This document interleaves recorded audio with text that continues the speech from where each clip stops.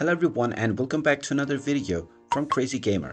In this video, I'm going to show you how to download the Roblox application on your Android device. So let's get started right away. First of all, from your Android device, open up the Google Play Store, and once you open it up, tap on the search box at the top section and then type in Roblox and start your search.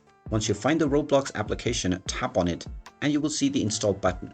Tap on the install button and this will begin the download and installation of the Roblox application on your device. Just wait for a while until the installation is completed, and then when you see the play button, you can tap on it to open up the Roblox application right away.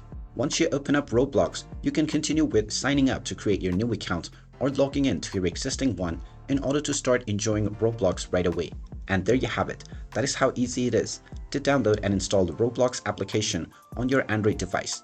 If you find this video helpful, make sure you hit that like button and subscribe to our channel if you haven't done so already. Also ring that notification bell to never miss another update from us. Thank you for watching and I will see you again in the next video.